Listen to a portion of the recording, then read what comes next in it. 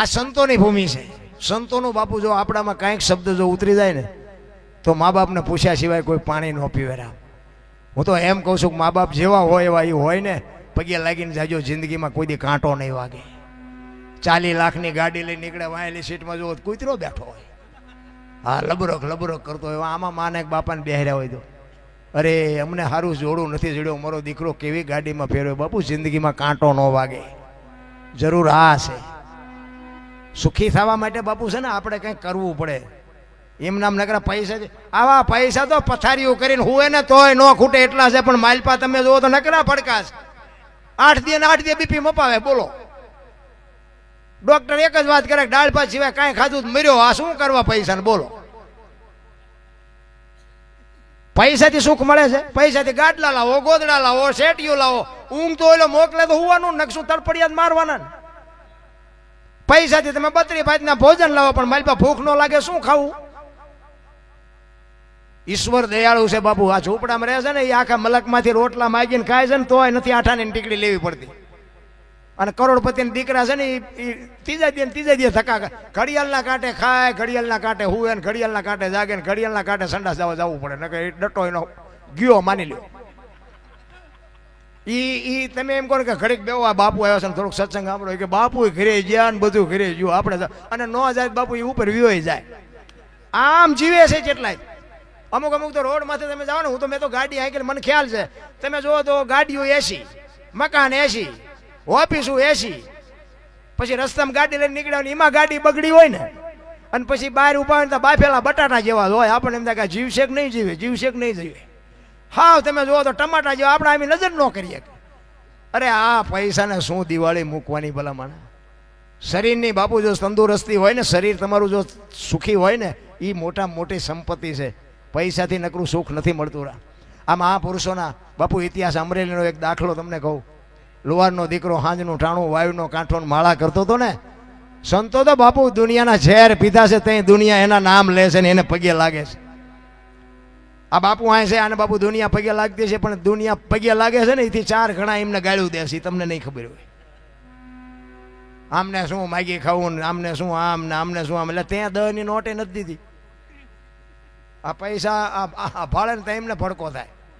મારા તો એ વખતના જે મારા મિત્રો હતા ને, આ લાઈવ ચાલુ છે ને અત્યારે, એ ઘરે રિયા હળદ થાય છે. બોલો, એકલા હો.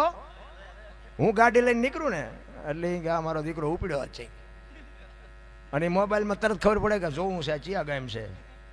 આમ જો ચેટલાને ભેગા કરીને બેઠો, સમજો મારો બેઠો મારો. મને અહીંયા તારે ગાળ્યું દેતા જો, ખાઈએ નથી એકતા, નકરા એકલા હશે પણ તોય જાગે છે. આ ચાલુ છે ત્યાં જાગતા. અને પછી હજી આપણે હવે જાગ્યા ન હોય તો એમ કે વિસલપુર હતો ને, હજી સારું નથી લાગતું. નકર આમ ગર્વનો અનુભવ છે કે આપણા ગામનો દરબારનો દીકરો, આમ જો દુનિયા કેટલી સાંભળે છે, આવા સંતોની હાજરીમાં બેઠો છે. બાપુ કહું ન તૂટે, પણ સારું બોલાતું જ નથી, સારું વિચારાતું જ નથી. અને સારું વિચારો ને તેથી મારો નાથ નોંધ કરે, બાકી એમનામ સારું ન થવાય. ઈ બાપુ અમરેલીના કાંઠે વાયુનો કાંઠો માળા કરે. મૂળદાસ જુવાન દીકરી હાંજનું ટેણું નામ અંધારું થયેલું, અને દીકરી કુવે પડવા આવી.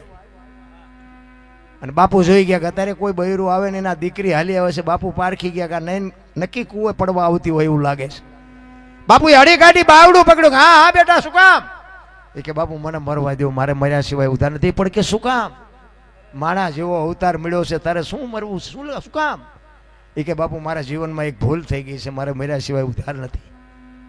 એ કે એક ભૂલ કરીને આ કૂવામાં પડીને બીજી કરવી છે. ચોથા આંસુએ બાપુ એ દીકરી રડવા માંડી. હો કે બાપુ શું કરું, મને હુજતું નથી કાંઈ, શું કરું? એ કે પણ કાંઈ કે તો રસ્તો નીકળે ને, તું કે નહીં તો કેમ રસ્તો નીકળે? બાપુ મારા પેટમાં બાળક છે ને, બાળકના બાપનું નામ લઈ શકું એમ નથી, એટલે મારે મર્યા સિવાય ઉધાર નથી. અરે સંતનું હૃદય બાપુ દ્રવી ગયું. હા એ કે બેટા તારા પેટમાં બાળક છે, એના બાપનું નામ લે તો તને જીવવા દે? કે બાપુ તો જીવવા દે, પણ હું લઈ શકું એમ નથી. તેથી આ ભારતનો સંત એમ એક જુવાન દીકરીને કહે છે કે તું અને તારું બાળક જો બચી જતા હોય તો અમરેલીની બજારમાં જઈને કાલ કહી દેજે મારા પેટમાં બાળક છે, એનો બાપ મૂળદાસ છે, કહી દેજે જાય. કે એ કે પણ બાપુ અમરેલી તમને મારશે કે તું તારું બાળક બચી જતો હોય તો અમરેલી ભલે ને મને મારે, તું હું કામ મારી ચિંતા કરે છે કે. અને હવારે બાપુ ખબર પડી હો, દુનિયામાં બહાર પડ્યું, જાહેર થયું કે આપણે દોલા મૂળદાસ બાપુ કરતા હતા, આ દીકરીના પેટમાં પાપ છે તો આ મૂળદાસનું છે. આની આ દુનિયા બાપુ હાથીની અંબાડીએથી ખથાડે ક્યારે બિહારે કોઈ ભરોહો નથી રહ્યા. આખી દુનિયા પગમાં પડતી હતી, ઈ દુનિયા ગધાડું બોલાવે, માથે મુંડન કરે, જોડાનો હાર પહેરાવે. અને અમરેલીની બજારમાં બાપુ મૂળદાસનો વરઘોડો કાઢ્યો અને મૂળદાસ બાપુ ગધેડા ઉપર બેઠો બેઠો વિચાર કરે કે વાહ ઠાકર વાહ, કાંઈ વાંધો નહીં, આવડા ભલે રાજી થાય, ઓલી દીકરીને એનું બાળક તો બચી ગયા ને.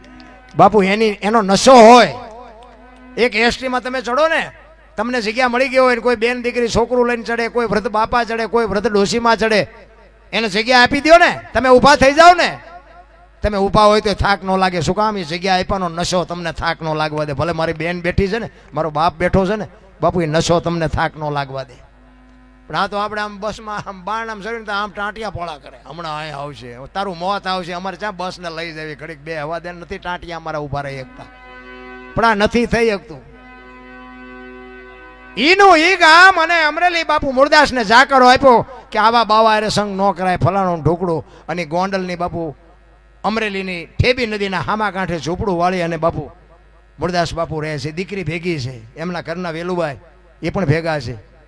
વેલુભાઈ કહે છે કે તમે પણ આવું શું કામ કર્યું? કે ભાઈ આ તો દુનિયા છે, તું મજા કર, મારો નાથ ત્રાજુ આવશે, આપણે આ તો પરમારથ કર્યો છે, આપણો આમાં કોઈ સ્વાર્થ નથી. અને આ બટકું રોટલાની જરૂર તો પડે બાપુ, પેટ આપ્યું છે બધાને જરૂર પડે. હવે અમરેલી તો કોઈ આપે એવું હતું નહીં. જામનગર દરબાર અમારા સ્ટેટ, એને મૂળદાસમાં કંઠી બંધાવેલી, આ ઉડતી ઉડતી વાત જામનગર દરબારના કાને પડી અને એને વગર વિચારી કંઠી તોડી નાખી. જો નજરે જોયેલું ખોટું પડે, સાંભળેલું નહીં, નજરે જોયેલું ખોટું પડે. દરબારને એમ થયું કે આવા બાવાની કંઠીઓ બંધાય, તોડી નાખી. આ બાપુને વિચાર આવ્યો કે આ જગત નો સમજે કે પણ ઓલો ગમે એમ તો રાજા છે, મારી વાતને સમજીએ કે એ અમરેલીથી જામનગર ગયા હો મૂળદાસ બાપુ. દરબારગઢમાં ગયા અને કીધું કે મારે બાપુને મળવું છે. બા સાહેબે કીધું કે બાપુ ઘરે નથી, ક્યાંય ગયા? એ કે મોટા મંદિરે, અમારા ગામના પાદરમાં મોટા મંદિર છે, અહીંયા બધા મોટા મોટા સંતો આવ્યા છે, મોટા મોટા મહાપુરુષો આવ્યા છે, અહીંયા કંઠી બંધાવા ગયા છે. એ કંઠી બંધાવા ગયા ને માથે આપ ફાટ્યો હો મૂળદાસને, અરે તારી ભલી થાય, દરબારે મારી કંઠી તોડી નાખી. પણ એ કે મળ્યા સિવાય નથી જવું. ઈ દરબારગઢથી મોટા મંદિરે જાય પણ રસ્તામાં એક પ્રસંગ બન્યો. એક મરેલી બિલાડી પડી છે ને બચડા ટળ વળે છે. એ મરેલી બિલાડીને જોડીમાં નાખીને ડાયરો બેઠો ત્યાં આવ્યા. સંતો પૂછે છે કે મૂળદાસ શું આવ્યો? કે બાપુ મારે કઈ કામ નહોતું, હું તો અહીંથી મારા કામે જતો હતો, પણ મેં એવું સાંભળ્યું હતું કે મોટા મોટા સંતો આવ્યા છે અને એક મરેલી બિલાડી પડી હતી, બચડા બચારા દૂધ વગરના ટળ વળતા હતા. મને એમ થયું કે આ મોટા મોટા સંતો આવ્યા છે તો આ બિલાડી બેઠી કરે તો બચડા દૂધ ભેળા થાય, એ હાટું આવ્યું છે. એમ કરીને મરેલી બિલાડી બાપુ ડાયરા વચ્ચે કાઢીને મૂકી હો. આખો ડાયરો મીંડો દાંત કાઢવા. ઈ કે મરેલા જીવતા ન થાય. એ કે બાપુ ત્યાં દુનિયા પાસે આરતી ઉતરાવી નકરી પગે લગડાવા છે, કેમ ન થાય? હમણાં બાપુએ વાત કરી ને, ખરા ખરીના ખેલ આવે તે ખબર પડે, બાકી આવા પીળા પહેરીને તો આખી દુનિયા રખડે છે.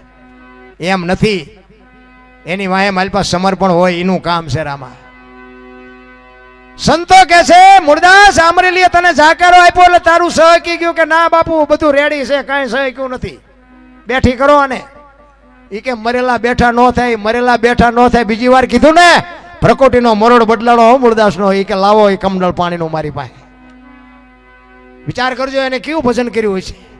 હાથમાં પાણીની અંજલી લઈ અને બાપુ ઈશ્વરને અરજ કરે છે, હે પરમ કૃપાળુ પરમેશ્વર, હે મારા હાથ, મેં તન મન ધનથી તારું ભજન કર્યું હોય, હાથે પાતાળમાં જો ડાઘ ન હોય, મેં કોકના પાપ જો મારી માથે લીધા હોય તો આ બિલાડી બેઠી કરજે. અને જો બિલાડી બેઠી ન કરીને મારા ખોળિયામાં જીવ રહેવા દઉં તો મૂળદાસ નહીં. એમ કરીને બાપુ પાણી સાંટ્યું, બિલાડી હાલતી થઈ. ડાયરાની દશા શું થઈ છે? જામનગર દરબાર એમાં જ બેઠા હતા અને બાપુ ઝાટકો વાગ્યો હોય કે આ બાવાનું પાપ હોય નહીં અને મેં કંઠી તોડીને ભૂલ કરી છે, જો ભૂલ એનું પાપ હોય ને તો આ બિલાડી બેઠી થાય નહીં. અને કટ કટ કટ બાપુ ચોથા આંસુએ રડતો રડતો સાધુ નીકળી ગયો. જામનગર દરબારે હળી કાઢી કે એ બાપુ ઉભા રહ્યો, એ બાપુ ઉભા રહ્યો. મૂળદાસ ઉભા નથી રહેતા. આગળ જઈ અને લાકડી પડે એમ પડ્યો, બાપુ મને માફ કરો, મારી ભૂલ થઈ ગઈ, મને આવી ખબર નહોતી. તેથી મુરદાસ કહે છે કે અરે ભલા માણા, હું એક તારા આધારે આવ્યો તો કે જગત નો સમજી કે તું તો 5 પછી ગામનો ધણી હતો, તને મારા ઉપર ભરોસો નો આવ્યો. હવે કોઈ ખારો બાવો ગોતીને કંઠી બાંધી લે. હવે સમય વિયો ગયો. એમ તમારો ને મારો સમય છે, કંઈક મોજ કરી લેજો. સમય બડા બલવાન નહીં, પુરુષ બળવાન. કાબે અર્જુનને લૂંટ્યો હોય, ધનુષને હોય બાણ. બધા શાંતિથી સાંભળો. બદલ બધાનો આભાર. જય માતાજી, જય સિયારામ.